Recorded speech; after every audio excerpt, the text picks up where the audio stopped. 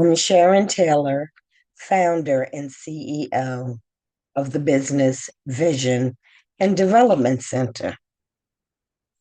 Recently, I had the opportunity of going to Accra, Ghana, strictly for a vacation. That was April 2025. While there and doing some excursions, I was taken to Feels94 Chopbar.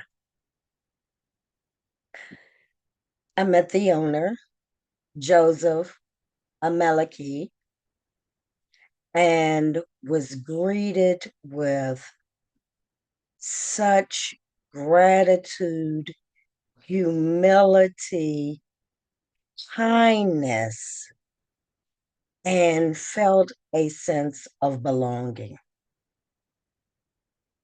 While there, we got a lesson on how to make fufu.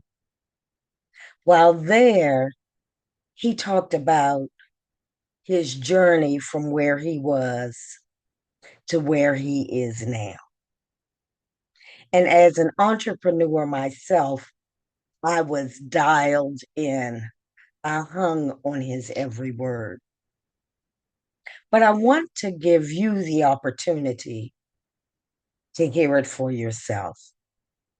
So I'm going to share an interview that I did with Joseph so you can get it straight from him and also find out what the future holds for Fields 94 Chop Bar. Thank you. Hello, hello, hello. I'm Sharon Taylor, founder and CEO of the Business Vision and Development Center. And I want to introduce you to a gentleman I met recently when I went to Accra, Ghana. His name is Joseph Ameleke. Did I get that right, Joseph? Yes, please, you did. And he is the owner and restaurateur at Phil's 94 Chop Wow. Bar in Right. Accra, Ghana. Ghana. So, Joseph, tell me a little bit about your background. Are you an entrepreneur by trade? Where did you come from? How did you get into the restaurant space? Right. So I think there's a bit little background story on how I got to where I am by chance, but I didn't even know I had the entrepreneurship spirit in me. Way back at age 9, I lost my dear father, and my mom was a trader, a local businesswoman. She deals in condo, maize that we grind them into becoming condo. Then we cook them into becoming banku, akple, and the others. Yeah, so there was a need for me to start helping her out at the market square every now and then. And education became a little bit of a challenge because there was no much funding. So what I could do to support myself was to support her at the market. Then I get a little bit of money to feed myself when I go to school. So when I started at age 9, I was very little and smallish. And she told me, this is what I want you to do. Even though I sell condo, I would want you to do some other thing, which is a poly bag for packaging of foodstuffs and things. So she buys them from the wholesale. Then we put them all together in a small pin that will be clipped on my attire. So it will be hanging. It hangs. So I target customers who are buying foodstuffs from other traders. I realized no, she just walked in and she doesn't have a poly bag to put her foodstuffs inside. So I'll be following the customer. And in our local dialect, we say, Madam, untobi. Toby Mami, that means, Madam, please buy a poly bag for me, from me. So I keep following them up. I need to target and see that this customer has no poly bag yet. Because at the end of the day, when they buy okra, when they buy any foodstuffs, any vegetable, they need something to put them in. So I'm the rightful person to plug them or to sell to them. So that was what I was doing. From the beginning, it got so interesting. I became so much in love with it because it was easy to do it because there are customers, my immediate customers, for me to just approach them, for them to buy and be able to use the poly bag to gather all their foodstuffs, making it very easy for them to carry around.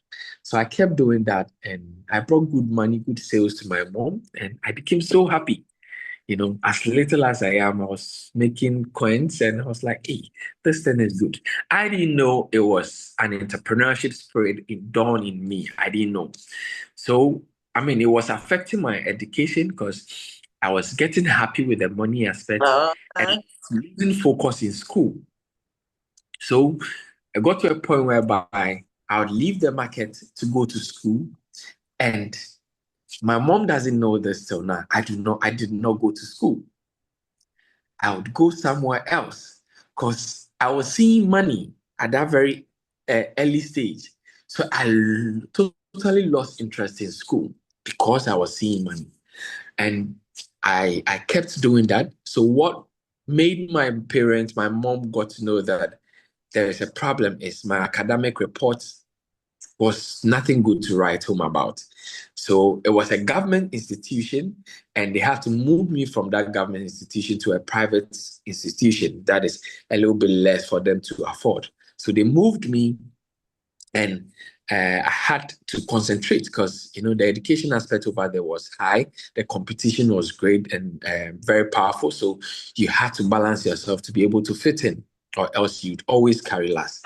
So that is how come I wasn't doing much of entrepreneurship at the market, but I had to focus on school. And God being so good, I graduated from the junior high and got admission to the senior high. With the senior high, it was a bit far. So I couldn't attend. My mom wanted me to be a bit closer. So I had to stay home for 1 year. 1 year stayed home. So the following year, I started giving pressure, mounting pressure on my big sister, which is the lady who died for me to move back to Accra to start the Chopbar. So Let me I ask you something real quick, Joseph. When you were younger, what city were you in? I was still in Accra. Okay, so you've been in Accra the entire time. Yes. Okay, I was born in Accra. I've been in okay, Accra the entire time. okay, go ahead. My late big sister, I started mounting pressure on her that I want to go to school. So she was like, okay, she's going to take me to the school I got. But because I stayed on for 1 year, it was going to be a little bit of challenge, but we still went. And they told us, because I didn't come the previous year, it would be a bit difficult, but they'll give us a call in case of anything happens. So through prayers, we came back home. And later on, they called us that I have gained admission to the school. But because I spent 1 year home, I do not have the chance to stay on campus as a Uh, boarding student. So I was living in town. I was walking from town to school all the time because I didn't get access to stay in school to be part of, be a boarder. So I was doing that continuously for 3 years. The fourth year, I ran for prefectorialship, and I became the school prefect, the head prefect of the school. That granted me access to be part of the boarding students. So I quickly gained a room to be part of the boarding students. So I moved from town to school. That was the only time I didn't stress in my 4 years education at the senior secondary school. So fast forward after that, I started working in other businesses, companies, just to make ends meet because there was no way I was going to get access to the university.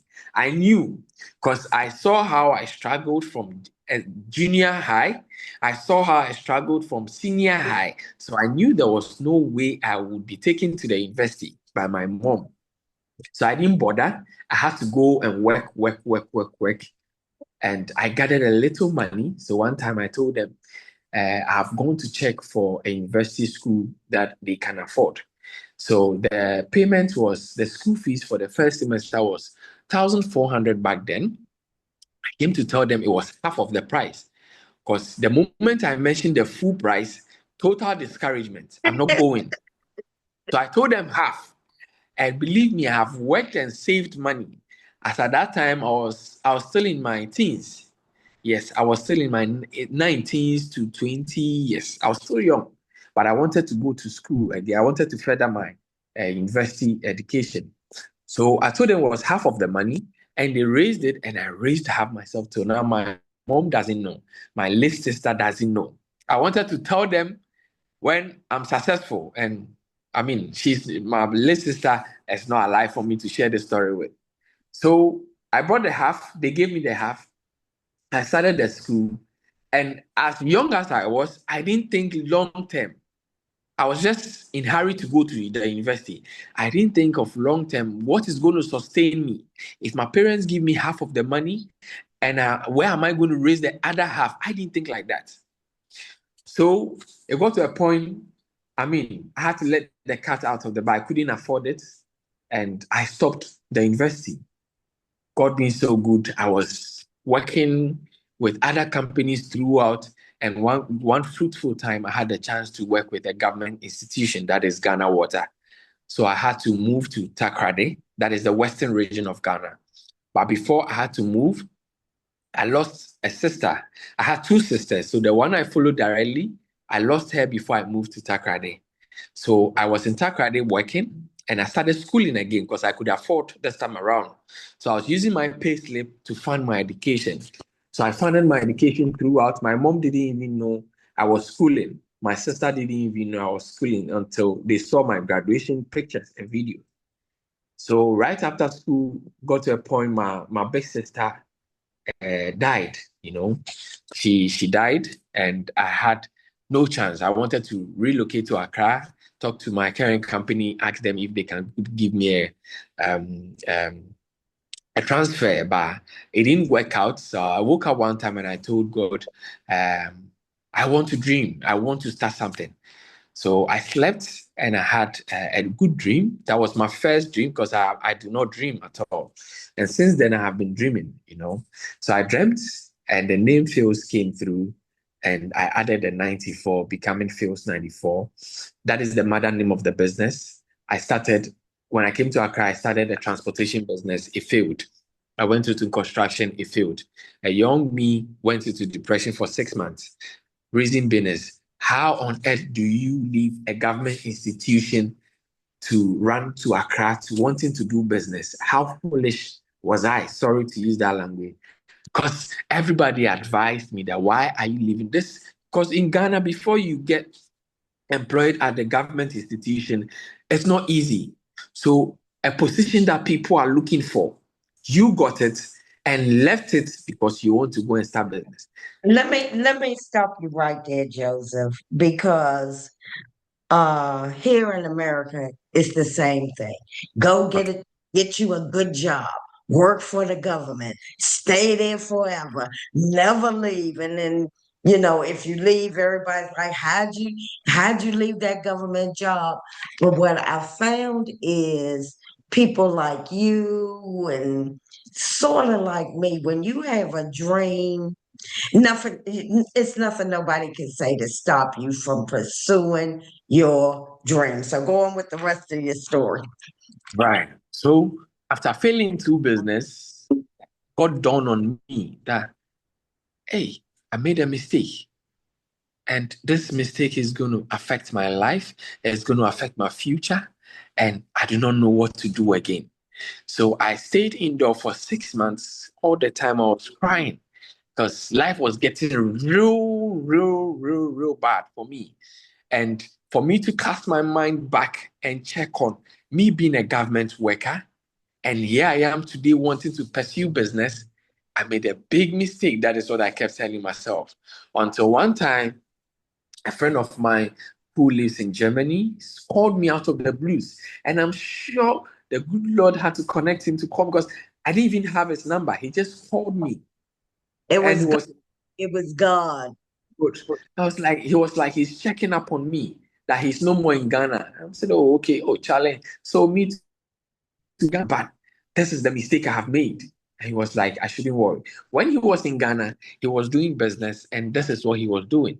So he told me, and I was like, okay, let me also give it a try. So before the chopbar, I sell Birkenstocks, footwear. I sell footwears. I'm still in that business. I'm still doing that. So he gave me someone who can supply me and stuff. So I started that business, and God being so good, it worked, it picked up for me. Now I'm back to my normal self, being able to feed myself, being able to transport myself, being able to take care of myself. So I was getting back to normal. And I started saving. And it dawned on me that I needed another business, another visible business, visibility. Because this very one is online. I don't have a shop for it. So I only post online and people ask me, how much is this? How much is that? And I do the deliveries. So that is how come the Feels94 Chopbar came. So before that, it was Feels94 Transportation, which failed. Feels94 Construction, which failed. Feels94 Birkenstocks, that is the footwear, which saved my life in Accra. And the fourth one was Feels94 Chopbar. That is what he came to meet at. Yes. Okay, so as you got to Fields 94 Chop Bar, are you a cook? Are you a restaurateur? Okay. So growing up, I have always spent time at the kitchen with my mom. When my peers were playing football, I had limited chance to be with them. My mom would come and drag me to help her at the kitchen. And my PSC normally used to laugh at me that, So I had a little love for cooking, which is why I started the chop bar. And when I started alone, and people loved what the services I gave, from cooking, from customer services to market, how I market my stuff. It was like an all game together because I could feed on all aspects of the business, being an entrepreneur. So I can cook, I can advertise, market for my business, I can give proper customer services. I know how to treat customers well, and I put all these things together. So I'm not only limited to one aspect of it, as in just being a cook. So with me, I can move around the business. So I started off and later employed other people to join me. Then they had to follow the recipes that we've had with the business. So that is what has been with us throughout. Yes. The story kind of leaves me speechless in terms that, in the fact that you just started as a child. And I've been to Fields 94 because Benjamin, and we'll talk about Benjamin in later episodes, he brought me there for the experience. And when you talk about customer service, when you talk about the food, when you talk about the it was just an experience that I will never forget. In fact, that was one of the main reasons I decided to come back. And so I don't even know what to say about your story because what it does is inspire. We in America, we have a lot of opportunity and we don't take care, some of us don't take the initiative to use the opportunities that we have available to us, whereas you made your opportunities. You saw a need, you said, I'm going to do it, you said, I'm not giving up. I don't care how long it takes. And yeah, we're going to have some self doubt, but that's natural. But the thing that's exceptional is to work through it. And that's what you did. So, you still with me there, Joseph? Yes, please. I'm here. So let's talk about, because when I went to Fields 94, it was nice. It was comfortable. It felt like a community. And now Right. you tell me that you're expanding to the food truck Yeah. and possibly a museum. So talk about the things you have for the future for Fields 94 Chopbar.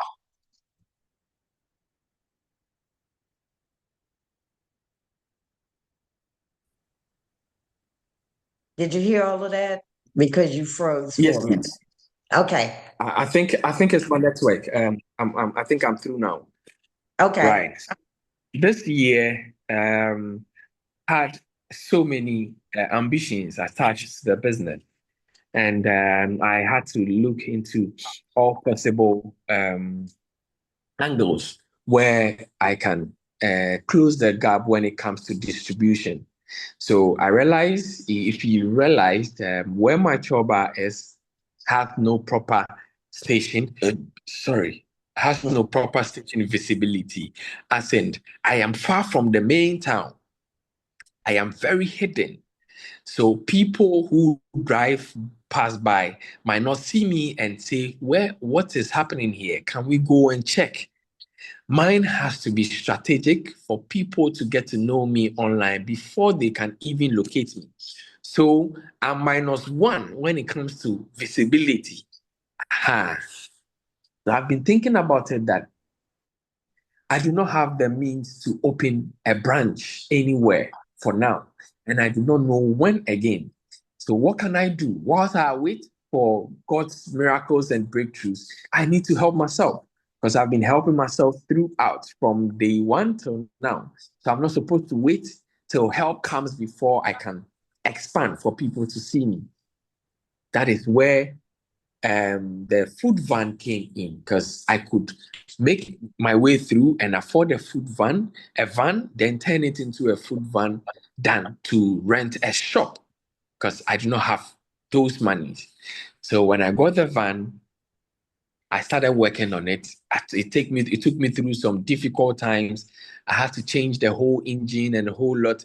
At a point, I nearly gave up. That was in April because I had to set date aside for opening and starting the food van in April. But then I came to realize whoever sold the van to me didn't tell me the truth about the engine. So I was devastated. I was breaking down. I was giving up one way or the other. But I stood my grounds and stood firm and worked on the van, make sure it came out nicely.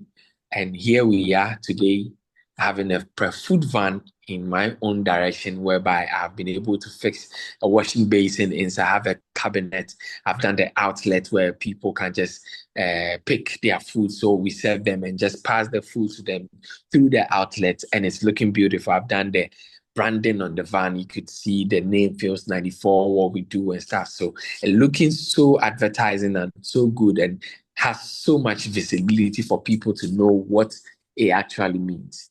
So that is the first project I have been able to accomplish this year, but we are just not we are yet to commence with operation. That is happening next month. So Okay, hopefully, so let me talk about the food van because you sent me a video of it, and I'm going to include this include that video within this video. But it looks amazing. It's yes. gorgeous. It's bright. It's colorful. It has your name, and when I think about you and when you were talking about, you really didn't know you were an entrepreneur. You have touched on all the main things that an entrepreneur needs to know: marketing, publicity, getting out there, customer service. You have just really nailed it down to what people need to know about becoming an entrepreneur, no matter what space that they're in. So go ahead and tell me what's after the food truck. What's next on your list of things to do? Right. So Next on the list, I mean, as I'm trying to now build a chain around the business. When I say chain around the business is things that the business would need in a long term, things that the business would have to, instead of paying huge amounts of money to every supplier, the business should be able to be its own supplier in a smaller way so that when there are no goods available, we can supply ourselves. Right. So when you look at our core mandate at Feels 94 Chopbar, we want to grow with the local farmers. We want to have a platform with the local farmers whereby we can source directly for them, whereby they can save us in times of need. They can come to our aid in terms of need. So I was like, okay, after the food van, I have another project I would love to touch before the year goes to an end, which is being able to put up a cold store for the proteins aspect of the business, the chicken, the goats, the salmon, the fishes, the tilapia, all types of proteins that the business buys from other people. So if I'm able to accomplish that by the end of the year, December becomes a busy year for us in Ghana, whereby we have a lot of people coming back into the country. And with that, our food system becomes a bit difficult because the supply becomes small and the demand goes up. So it makes people start pricing their goods to us at an exorbitant rate. So it becomes a bit difficult for us in December. So if I'm able to build the cold store for the protein aspect of the business, by the time we get to December and I have enough stock down, when we are finding it difficult to get products from our suppliers, we would have to fall on the chain that I am creating now, as in the cold store. Oh, okay. Well, I guess you don't have much time to yourself. You're busy all day long. But the thing about entrepreneurship, it's like one thing leads to the next thing, to the next thing. And then before you know it, it's this huge thing. And then you creating a legacy, you're employing the community, and sustaining your own business. When I went in to Chop 94 and made my fufu, I had no idea what the backstory is. And people need to know the journey that you took. And we're going to talk more about that in future episodes as well. Because going forward for you and I want us to talk about the business council. I want us to talk about steps for people to become entrepreneurs because I have no clue what the paperwork looks like, what the funding looks like. And so, my ask of you is we're going to create a network where there's mentorship, networking, where we teach and help one another. And I'm here in the US and I just saw and felt it was like a God thing. It was like it's so much opportunity there. And I'm not trying to come from the US and tell you guys what to do. But what I want to do is just build a system where somebody's over there, you're over there, and they're over there. I want you guys to uplift each other, and not saying that you don't already, but in a bigger fashion.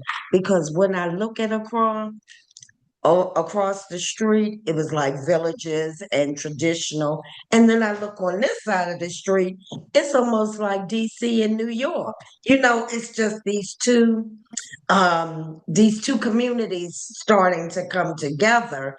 And I want this side, the traditional side, to be able to sustain themselves when all this other side, when people start moving here, a lot of people are talking about moving to Ghana. I want you guys to be able to sustain your traditions when all this new stuff starts to move in. So you down for it, Ben? You I down for am. it, Joseph? I am. I am. I mean, I am. This is a light shot in the right direction, not for myself, but for the next generation coming. Because whatever we are doing now is just us trying to lay certain type of foundations for the next generation to continue. Yes. So whatever I'm doing now in my family, nobody owns or nobody people may be doing business, but the kind of business I am doing now, trying to put the new generation together Yeah. with the old generation, kind of, there is no one doing that now. So I think it's in the right direction, so that the next generation will see what we are doing or we have done, for them to continue and also come up with their own ideas. So you trying to put or bring these two communities together as a perfect one for us to learn from them, for them to also learn from us. Then, I mean, we blend it and push to have other entrepreneurs bigger than myself, bigger than the predecessors, and we keep going and spreading. Yeah. Well, thank you, Benjamin. Are you on social media? Yes, please. I am. I'm on social media. And tell us where we can find you on social media. Okay, so I'll start off with Facebook. I'll start off with Facebook. Okay. Sorry, I had a call. Sorry. Facebook as Feels94 Chopbar. That is for the business. FEELS 94 Chopbar for the business. And my personal account is FO Kojo. FO Kojo. Yes. Thank you so much. We will be talking again. You want to say something else before we go? Yes. I would like to first of all thank the Almighty Father for this Like, opportunity, and to my big share, brother and Ben subscribe for so bringing you you to don't Fuse miss 94 a Choba for thing. me to get this opportunity to have a conversation with Miss Sharon. Thank you so much for all you have in stock for us, not just myself, for other people who would benefit from this initiative of yours. May the good Lord bless you, hold you, and keep you safe for us. Thank you. And thank you for enlightening me, because I'm getting something from you as well. I'm getting inspiration. And because I share this with people here in America, it's just as far as we are from each other in terms of hours and flights and miles and space, we're so much alike when it comes to entrepreneurship. To me, when I was there, it was like you guys created the entrepreneurship spirit because you had no choice. You had to survive. You had to learn how to sell things. You had to make things. You had to get out there and get it done in order to eat. And as descendants of that, we, and because we live in the US, we have gained so much from you guys, and I want that to continue. And thank you so much. And we're going to schedule another meeting, and I'll be talking to you soon. Right. Thank you so much. I'd love to be on your show again, Miss Sharon. And you will be. You're going to be here at least until May of next year when I come back. Sure, sure. Thank you so much, Miss Sharon.